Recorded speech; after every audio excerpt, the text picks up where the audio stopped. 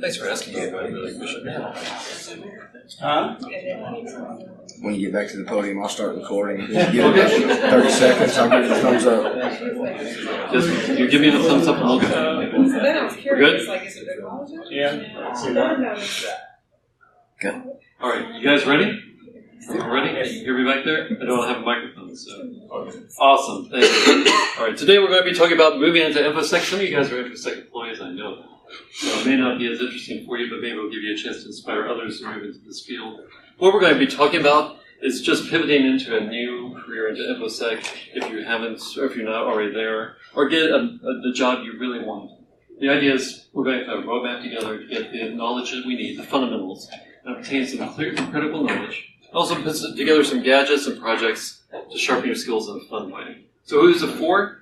Anyone that needs a new edge in their field, someone that wants to explore other options, and maybe they're not as interested in the field they're in. Maybe just looking for inspiration. I know when I go to conferences, people ask me, how do I get to become a pen tester? How do I go into the blue team? What do I do to even start? It's a big field, so this maybe will give you some answers to give you those questions. Now, who am I? If you got to the ISA, you've seen me present on gadgets before. But my name's Erich Jackson. I'm a senior pen test analyst.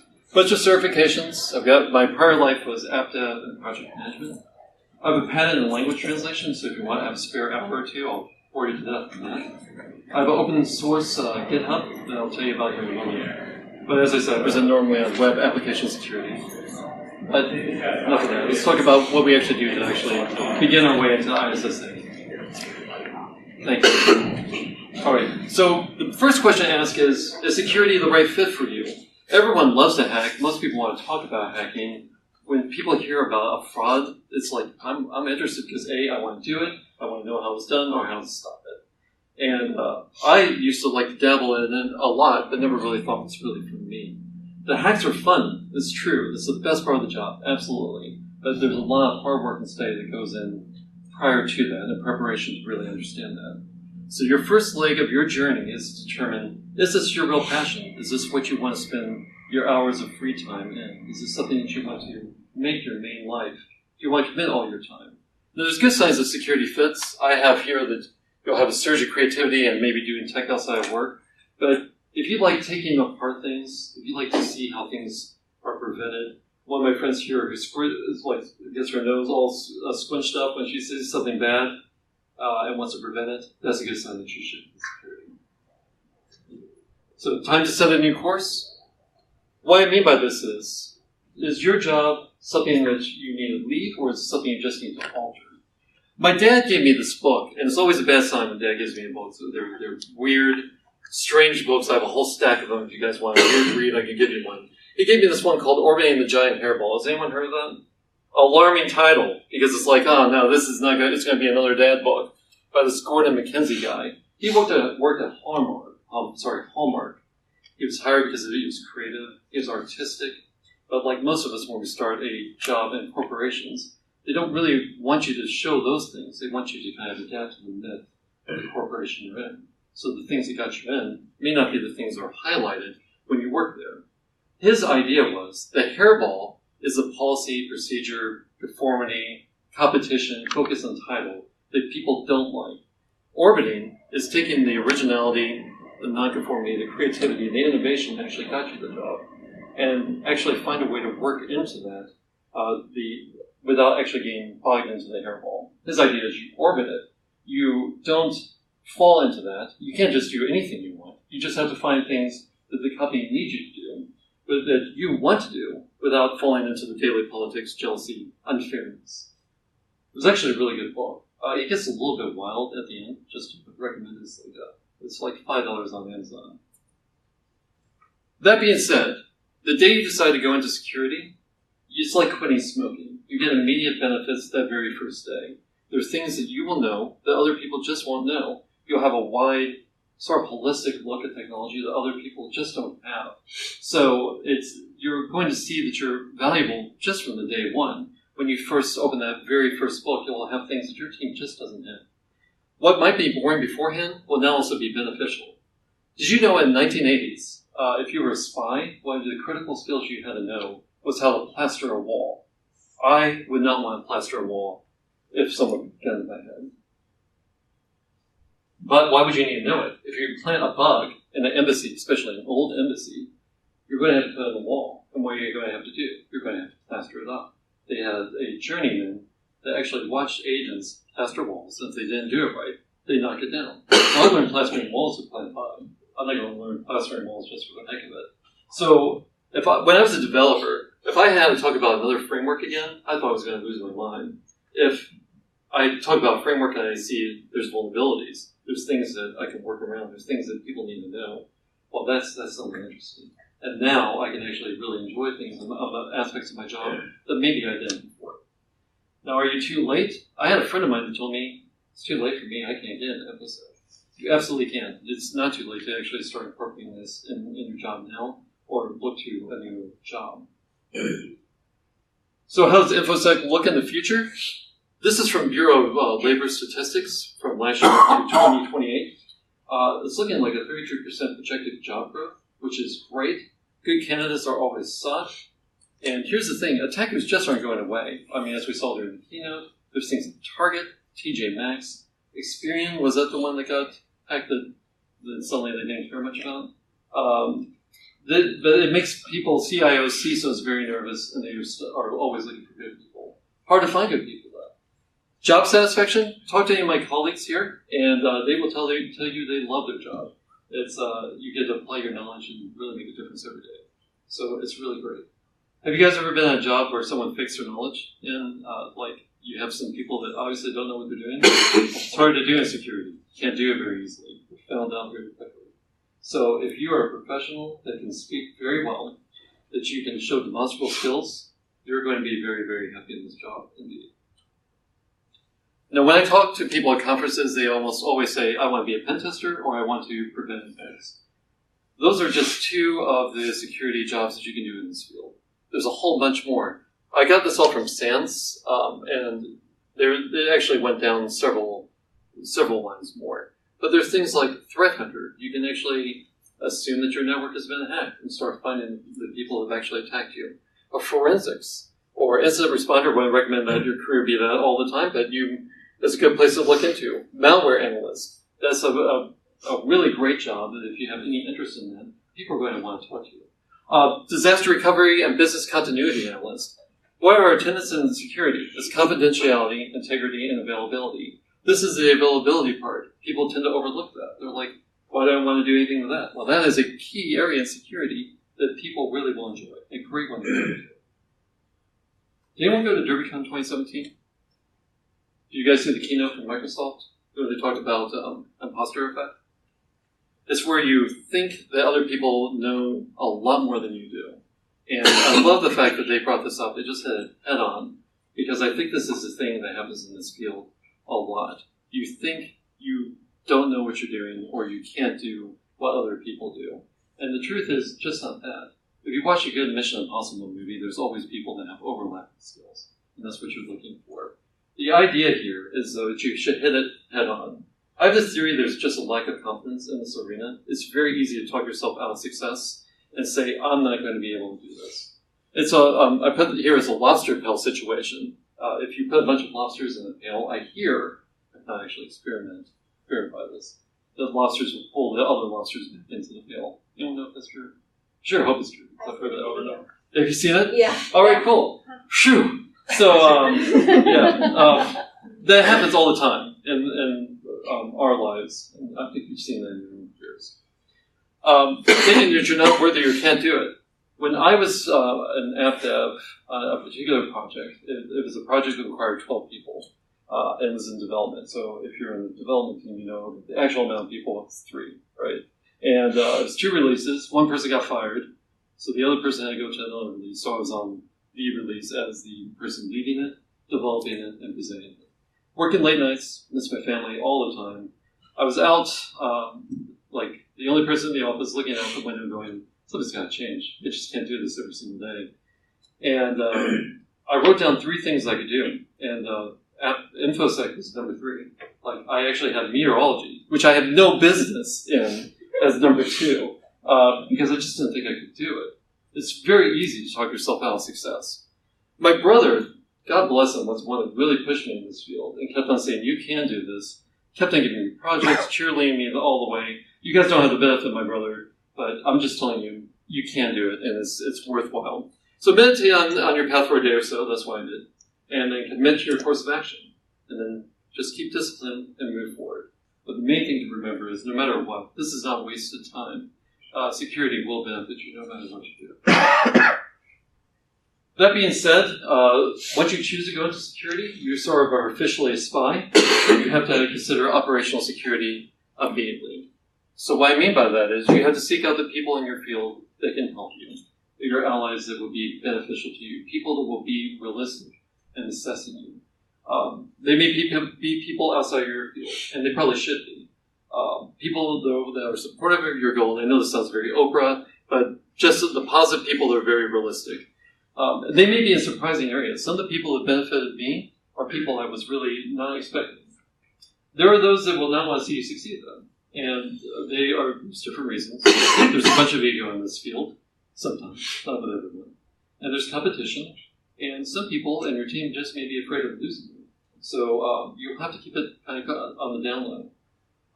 I was surprised to find this out. It only took me, 40 years to find this out, but some people find knowledge competitive.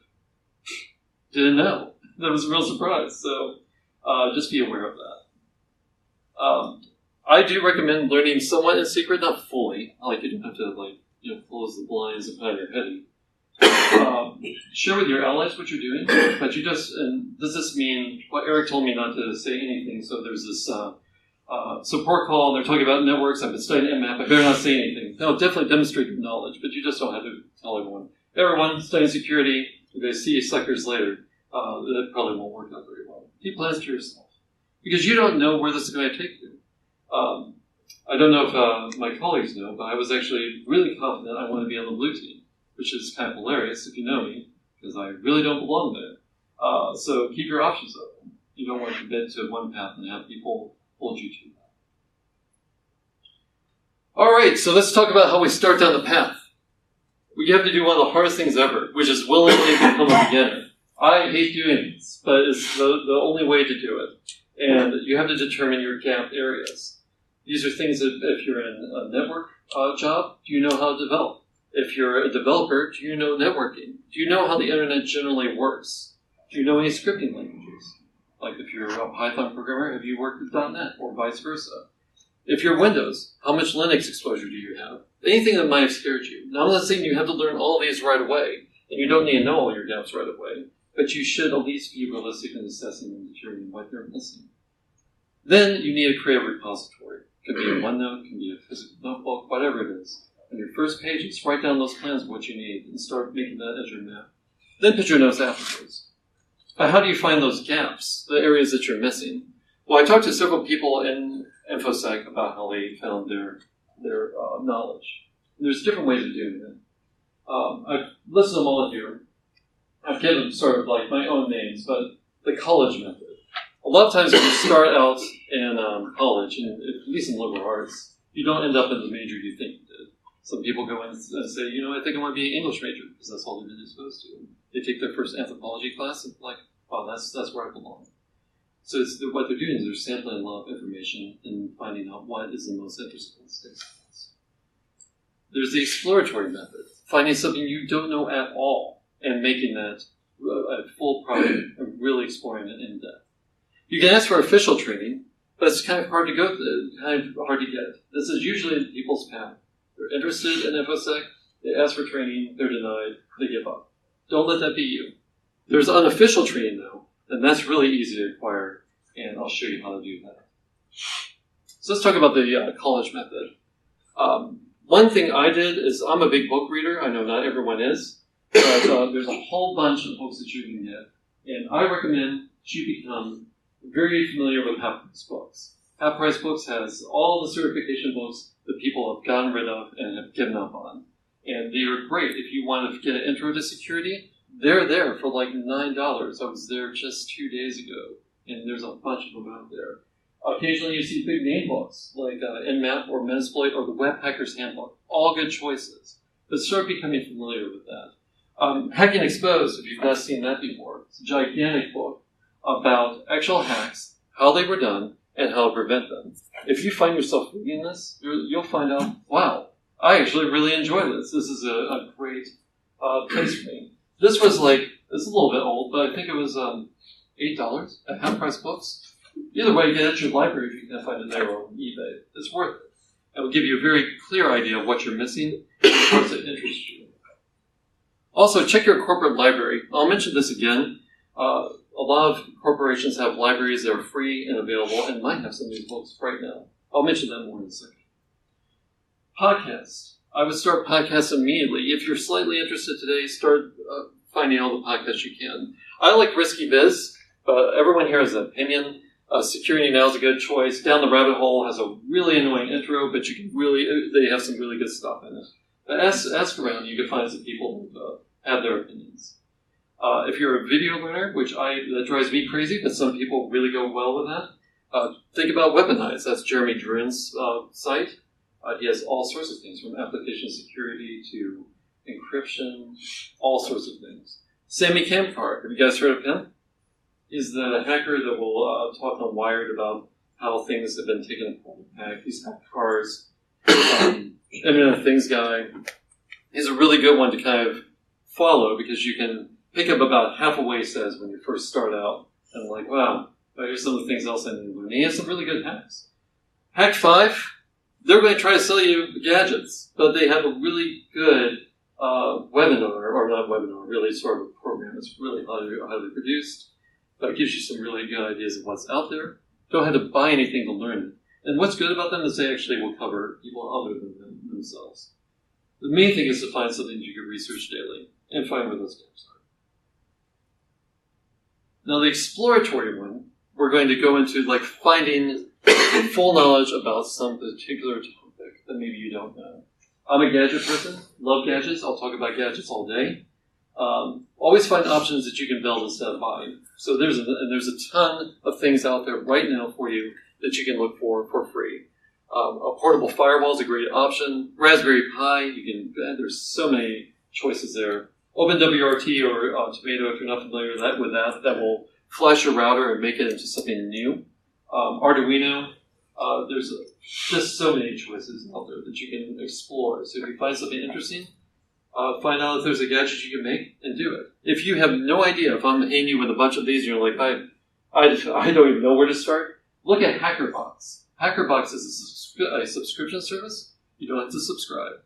And they're around $60 or $80 each. And they have all the things you need to do some sort of gadget project, and there's usually 6 or 7 things in them. That includes things like physical pen testing, so you can get a full box of lockpicks, RFID, so you can make your own alarm system and bypass it. I think there's some wireless one out there, and USB attacks. There's all sorts. And the instructions are pretty good. So it's a really good place to start. If you don't want to do gadgets, you develop. If you found that you really like InMap, people have created so many places in InMap. There's no reason for you not to do one just so you can learn it, though. The idea is just to invest that time into yourself now so you can learn a little bit more. Now, I want to apologize to you on this one because there's going to be a night, if you do this, you're really going to hate me and really, really sorry. Because it's you'll have that moment where it's I am so frustrated, I cannot figure this out. Why did you send me down this road? Now, I'm a dad, I'm about to say a dad thing. That frustration is a gift. It really does help you. Because my portable firewall project I've listed here, I absolutely hated every moment of it. I use every bit of it today, which sounds crazy. But it's why I'm good at networking now, because I was able to figure that stuff out. And you actually obtain real and demonstrable skills. Let's talk about work projects. So here's a portable firewall. I like this one a lot because it's a gadget you can kind of put something in your pocket. If you go to a hotel, you know that people can listen into your traffic. If you're concerned about people getting into your devices, especially after what you heard upstairs, the portable firewall, what it will do is you can hook it into an Ethernet or into Wi-Fi for the hotel's router, and it will protect any nasty traffic from getting in. You also can VPN out through it. And what you're doing is you're buying a $30 router, flashing it, and programming it with all this additional stuff. What you get from that is networking. Is anyone really good at networking here? Yeah, so good. Networking, if you don't know it, this is a great place for it. You'll need to learn about VPN and certification or certificates for your later work in security. This is a great place to learn about it. Linux, if you don't have any exposure, this is a very gentle intro. And you get a gadget. That's nice. A Dropbox. Dropbox is, I really like those. They're very James Bondy. You use just a little bitty device. You waltz into a target, plug it into the router with permission, of course, and it would dial back to your home box and send out all the information that you want, or maybe you use it as a way to get a foothold into an organization. You get even more Linux. You get more networking, but you also get exposure to things like encryption, a bunch of attack tools, and you get a gadget out of it. It's worth the time. And you start collecting gadgets. My whole drawer full of gadgets is huge. I have plenty of them. Now, if you know me, you're going to probably say, you're saying buy everything in Hack5 now, right? No, they make it way too easy. Find something right now that makes it where you actually have to work it out. And then after you do something really great and you feel really good about where you are in the security world, use Hack5 gadgets to reward yourself. That's at least what I did. When I got my Security Plus, I bought my pen. So. Now, official training. You can ask for it, but you have to be realistic. Know the boss's mood, know the budgets, kind of assess your realistic chance of success. You may not get the class you want. You may sign up for a SIM class, find out you're suddenly an SQL manager developer's course. So be aware. You may not get what you want. You also may be questioned a lot, or detoured, or pigeonholed. You said you were going to be blue team, you're going to be blue team from now on. You don't want that. You don't want this to be your only avenue. I do think other paths are more fruitful because you get to apply things at your own pace. You get to do things that you want. And maybe if you're exploring, I don't know, forensics, and you say, this isn't for me, you can yourself say, I'm done with forensics, I'm moving on. And you have flexibility.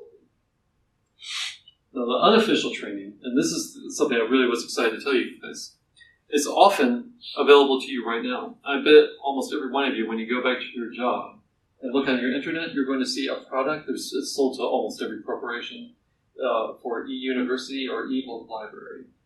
This is often free. It's often rarely, I say sometimes, it's nearly always rarely used. And you will find full books that you can find, including Nmap, Metasploit, Wireshark. It's all probably there if you have the same product. You'd be surprised what's there. A lot of times there's certification courses for free that are on there. There are video courses that will prep people for certification. If you want a free option, here's your free option, and go ahead and use it. As I said, no one even needs to know that you've done it. Not that you're trying to be all super stealthy about it, but you don't have to answer to anyone. You can move around and have that flexibility. So. There are also lots of free online options. Capture the flag option for a lot of people. Gloria is a Google Web Application Security training. Not the best one to start out with. Hack the Box is a good capture the flag, but those are some other options you can look at. Sign up for security webinars now. Black Hills had a great webinar recently where they're actually putting together a card game based on different security products. Did you guys hear about the World War II thing where they had silhouettes of planes on the playing cards? So they could identify planes while they were just playing regular games. This is the same idea. You're playing a game, you sort of accidentally learning about all sorts of security products. Really good idea. They're going to make it available, I think, next month. But you wouldn't know about that unless you signed up for their security webinar. So start doing it now and sign up for as many as you can. There's a whole bunch out there that are free. I don't mean it's controversial, but join ISSA if you haven't. It's a really good place to connect with professionals, and you learn about all sorts of stuff. I just presented on web application security just, I think it's 2 months ago. Find relay communities. Anyone here familiar with InfraGard? Good. Of course you are. InfraGard is the FBI's outreach. Who wouldn't want to be part of the FBI's outreach? I love being able to go there and say, sorry boss, I gotta go. Got to go to the FBI. So it's a really good one to go to. Really recommend it. And it's free. But we have time to tell you something about the FBI part here at the end. So let's talk about now narrowing your question, really making it where you really understand and get marketable skills that you can really apply and get yourself ahead during that first interview. Here's your day at the window where you've just had enough. Here's your foundation for about 6 months, give or take, where you're exploring and you're learning. The rest of the 6 months is going to be finding that right fit, finding a way to take what you've learned and really find what suits you and apply new skills to it. So you should have a general idea of what you kind of like. Maybe you found compliance, red, blue team, secure development. We're going to take that and sharpen it into real skills. 6 months, though, seems long, right? I'm not saying it's exactly 6 months, but you want to know that if you're making a career change, if you're actually thinking about going into one of these areas, you want to meditate on it and make sure you're making the right thing. You don't want to find yourself in a new field and go, well, this is not what I expected. You want to experience it a little bit. But your mileage may vary. You may decide that red team's for me, and I'm going to jump right in. So, somebody on your team, chances are, has something they want to get rid of right now, and it is security related. Every development team I have been on, and every development team I'm familiar with, have people that have these items, and they would throw a party for you if you took any one of those. And here's the great thing. They're all security related. Security remediation. Most development teams do not want anything to do with it. Business continuity. Operational readiness. You want to see a bunch of people run out of rooms screaming? Just mention operational readiness. Firewall coordination. Anyone like firewall coordination? Not really, but it's a great way to become a security practitioner. What's a security practitioner? Someone's putting security in action on their daily job. These are all security jobs. Even if you're not going to have an official InfoSec job title, you now have experience in it. When I was in AppDev, I took on all business continuity, and people couldn't give it to me fast enough. And it was great because I was able to study for my tests at the same time and put to practice what I had learned. And I didn't like business continuity before I went to security. As I said earlier, I really liked it once I was actually able to put my parts into place. So yes, recommend it. They'll take you out to lunch. You should have them take you out to lunch too. Get something else extra from it. Find presentation opportunities. You know, here's the thing. I don't actually like presenting a lot either, but it's a really great way to demonstrate your skills and also learn a lot in the process. And if you're first starting out, it's a good way to establish yourself as an expert, at least on your team. Related to your job, fold in security, but it doesn't have to. Maybe you can talk about Wi-Fi security. Maybe you can talk about phishing and the importance of that. Things that they will find useful. The great thing is everybody wins. You become the expert, and those painful things are taken away. The company wins, and you win. So it's a win all the way around. Really great thing to do. Keep creating. Also, one of my colleagues, who I'm presenting with later, says that the best currency you can carry is give back to the InfoSec community. So get experience in InfoSec now. Find a GitHub project you can contribute to. There's a whole bunch of them. They're not all code. Some of them are project plans. Some of them are ways to make a gadget. Some are just lists. So start doing that. Make up your own gadgets and projects and post them. Contribute articles, posts. Even if you're brave, answer on Security Stack Exchange. Though I wouldn't, because man, those guys are mean. You know, that might work for you. You can volunteer your time. I would be careful on this though. Has anyone heard about what's going on with Coalfire right now? Coalfire, the security group? This is a group that does auditing and pen testing. They are real pros because they really know what they're doing. If you audit, you know that you're going to cross your T's, dot your I's. And these guys broke into with a good statement of work, signed off by the right authority, broke into a courthouse as part of the pen. Yeah, you're familiar with this. Broke into a courthouse. They found it unlocked, so they locked it for them and acted like it was locked in the first place. Broke in, waited for the police when they set off the alarm intentionally, showed the police all their tools. A sheriff who was responsible for the courthouse didn't like that, arrested all of them, even though they had a statement of work signed off, correct authority. These guys knew what they were doing. I say that only as a word of warning, because if you're first starting out, it's easy to miss a few things. You may want to be careful how you volunteer your time. So don't say, like, hey guys, guess what? I'll break into your building, just give me a signature. I would recommend that right out. But there are things you can do if you find the opportunity to volunteer. Just very carefully. I have an asterisk here. You'd be surprised how many people do not know how to set up a GitHub. The very day you set up a GitHub, you already have a tangible skill that other people don't have. I talked to several team members and colleagues that do bug bounties. This is an option. You can get real money and real knowledge and real experience. I recommend working through a company. It gives you a bit of a shield from liability. A lot of times, though, issues are found immediately. It's going to be hard for you to be one of those people to find those big issues. Might be a bit frustrating. I actually tried to do this myself. I really wanted an Omega watch, so I'm like, I'll just spend a weekend doing bug bounties. I got nothing. So, and this is what I do on my daily job. So, sending reports to companies. Some of them have hidden in their terms of service. Hey, we take bug bounties. It's usually in like 9-point font because they don't really want it. But stay within their scope and deliver it carefully. Some, if you decide to send to a company, hey, I found a security issue, be very careful how you do it. Some do not respond well to unsolicited reports. So, I'm saying be careful with this, be careful with that. But you're in security. You're going to be sometimes a professional bad guy.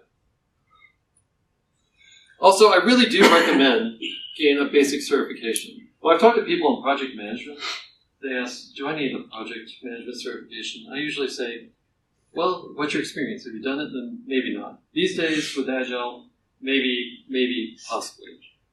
Development, do I think a certification is needed? No, I don't. I do Insecurity, at least at the beginning, for a couple of reasons. Now, it's probably going to be, if you're paying for this on your own time, probably going to be one of your big dollar items. But CompTIA offers both security and pen test plus at a low cost. It's the less expensive entry. And what's great is you don't need to take a course to pass it. I took my Security Plus entirely on half-price books and projects and aced it. Is it an easy test? It is not. If you don't know anything about security, and your first learning is going to be a challenge. But it's worth it, and it will prove to yourself that you've done it. And it will show to others you're serious about this field. You have proven knowledge, and you're so certain you've bet money on yourself that you can do it. Security Plus sends you a little wallet-sized card. I still have my wallet-sized card because I love it. It's just been so much to me. So the result is you have real work in your job, taking all the good stuff that people don't want, outside contributions, GitHub, demonstrable knowledge, like gadgets development. Maybe you volunteered, maybe you certified. Either way, if you interview now, we'd want to talk to you with these kind of things because it really shows that you're interested. Jeremy said recently, I don't know how any of us could have gone to InfoSec if we were fully qualified. Exactly. So we're trying to make it, you can be a person that shows a passion about this field and shows that you're interested. It will get you the right way, and also you'll know very quickly if you really want to do it. Also, one of my team members, and thanks for this, said it was a great awareness of self-accomplishment, and she was absolutely right. So let's talk about measuring success and seeing where you are. At your point, you're probably doing a lot better than you think you are. But when you listen to podcasts, when you read books, are you completely lost? When people rattle reports, you're like, don't know what that's about, or are you like, I'm actually keeping up to date. I understand what's going on. Do you feel underwater, or do you feel like you're kind of swimming? You don't have to be perfect, but you feel like you're still going on. Get a reality check from some of your allies. That's why I think honest, good allies are great because they'll tell you if you're full of it. But have them tell you, here's what I'm doing, and we'll say, I think you're doing this, or you should do this next. The key is to keep finding those gaps, though, and continue to practice both what is fun and not fun. And I say this is important, to revisit what you found confusing initially. Go back, because you might find that it wasn't, or it isn't now. I did the Google Groyer training, I think 6 months in, and was completely lost. Web application testing. And it was frustrating. But I revisited it after about the 8th-month mark. It was well worth it. So that's what I do now. So definitely look at it again. You also need to ask yourself, Are you still enthused? Or is it just like, as I said, everyone wants to be a spy, you're forcing yourself to be a spy when really that's not meant for you. It's okay if something doesn't fit you. You can actually make an impact. You're not wasting your time. Everything is cumulative. So even if you learn about stuff that isn't in your area, it's still going to help you later. If you decided that you want to be blue team and decide, I don't really want to be blue team, I'm going to go a red team, well, guess what's going to help you a lot? A lot of knowledge about what the blue team does. Also, there's this thing where you suddenly become your job, not really just do your job. When I was in app dev, I was a very, very good developer. I was very good at project management. That was my day job. I did not open up a book on the weekend. I definitely didn't want to talk about it later, and it was just exhausting to think about. I am an InfoSec practitioner. Anyone that knows me knows I read this and read it constantly. On my vacation, I put 2 projects together. I'm not saying everyone should do that. Definitely have an OC thing going on there, but you end up doing a lot of it. You read about it. It's what's interesting to you. So if you still find it exciting today, you're doing the right things. You should also maintain the super spy, secret agent OPSEC. And what I mean by that is you don't want to show off, even though it will be so tempting, that first lock that is picked, that first exploit, that first web app. If you're a ham radio operator, and I know I'm dating myself by saying that if you're a ham radio operator, you don't tell everyone you're a ham because anytime someone has their TV go slightly wonky, they're going to blame you. When I tell people what I do now, which I'm still struggling, the best way to tell people what I do.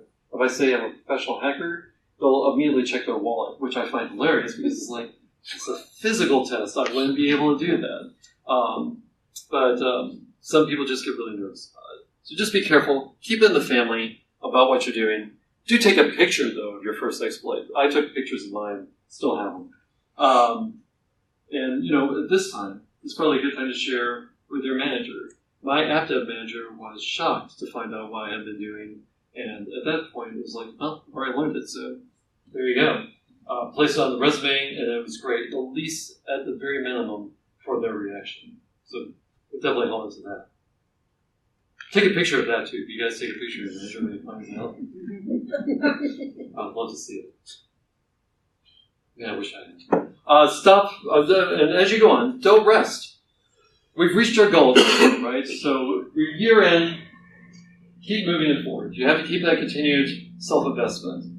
I've been in this field for a long time. I remember Visual Basic 1, and Visual Basic 1 said, your controls that you bought here are a bunch of toys in a toy box.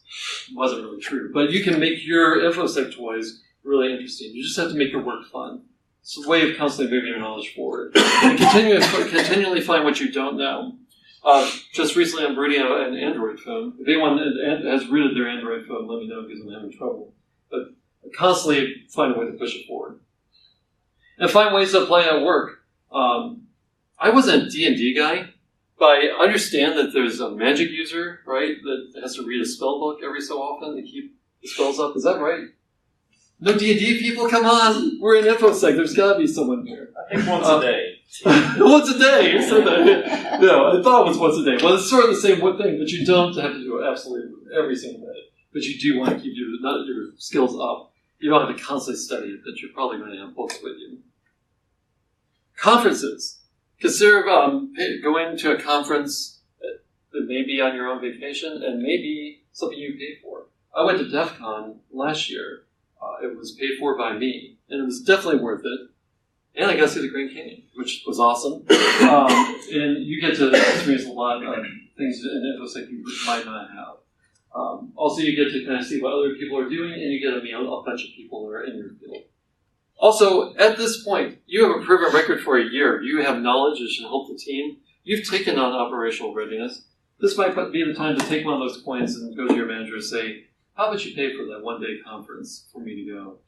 And they should pay for you on something like that. Maybe not DEF CON, maybe not Black Hat, but maybe something like B-Sides.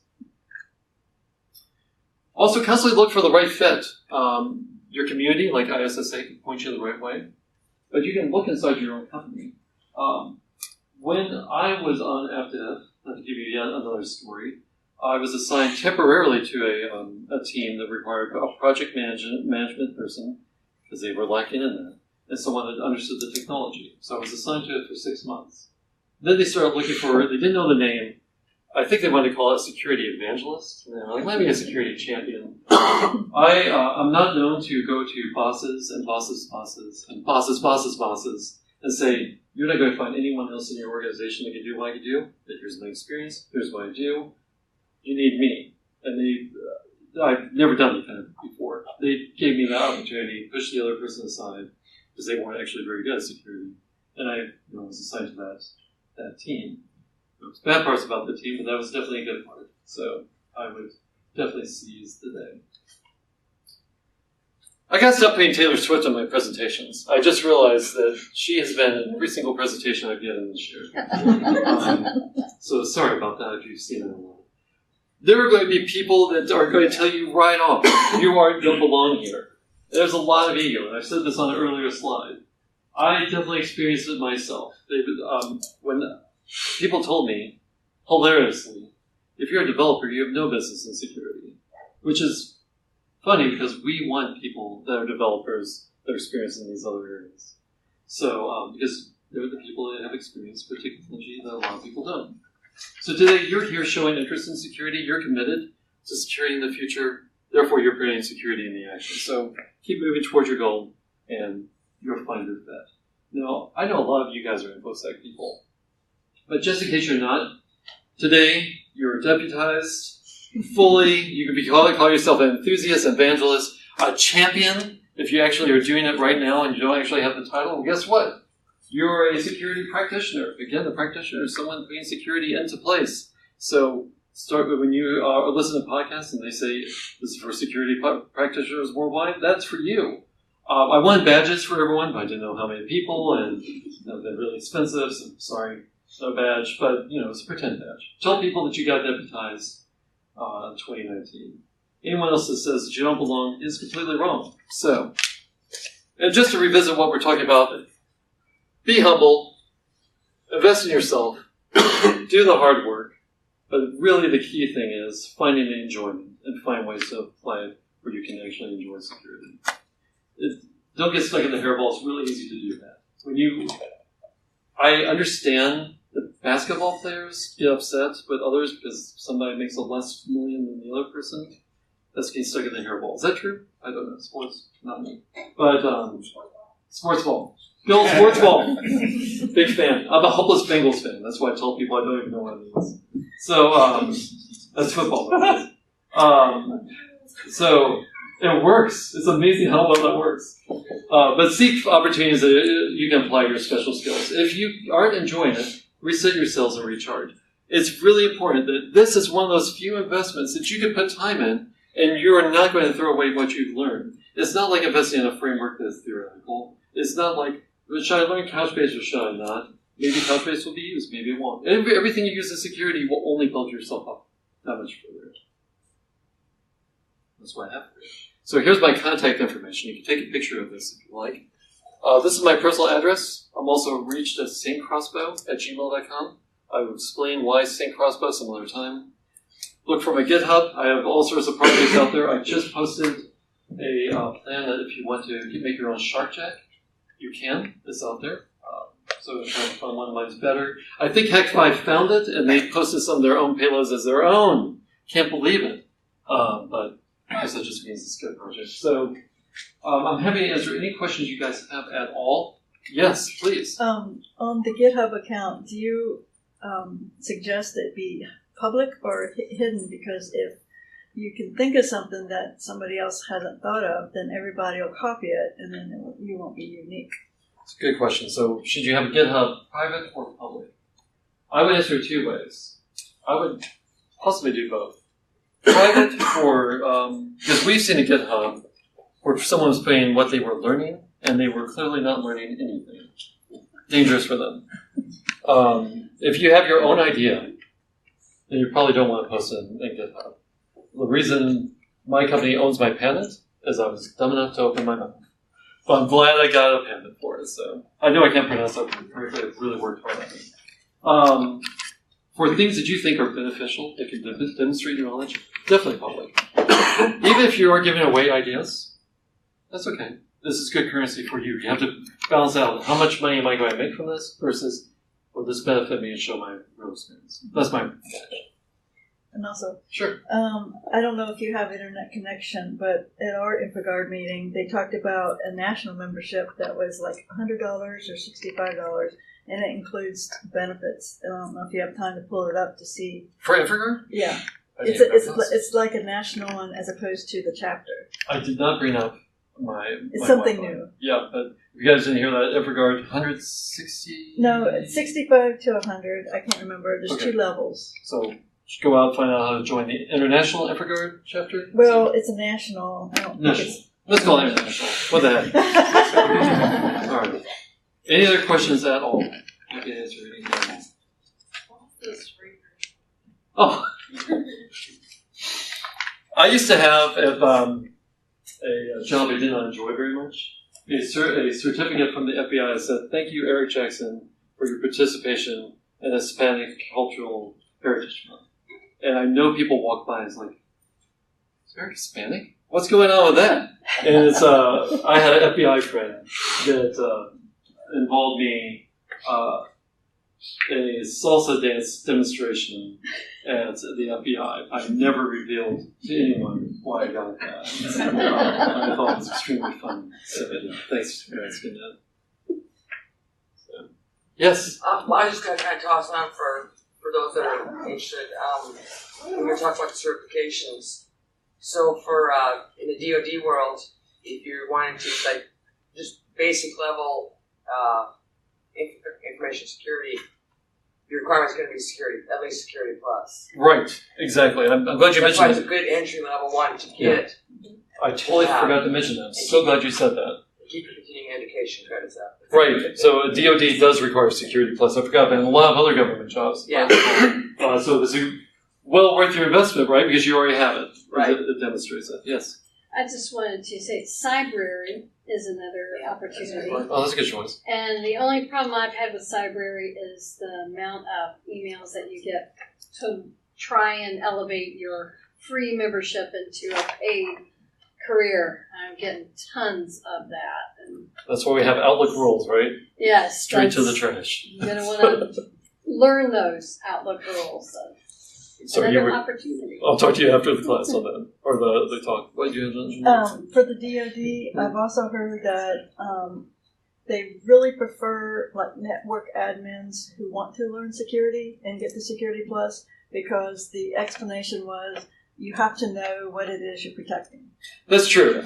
But see, the thing is, like, that's why I really think you need to be well-rounded, because if you're a developer only focusing on development, you never look at networking. Most of the developers I worked at would never considered it. They would never, and if you, I say this a lot, if you want to see something really funny, ask your lead developer what a netmask is, and they'll just, like, blow up. So, like, you should. I'm serious, it would be real fun.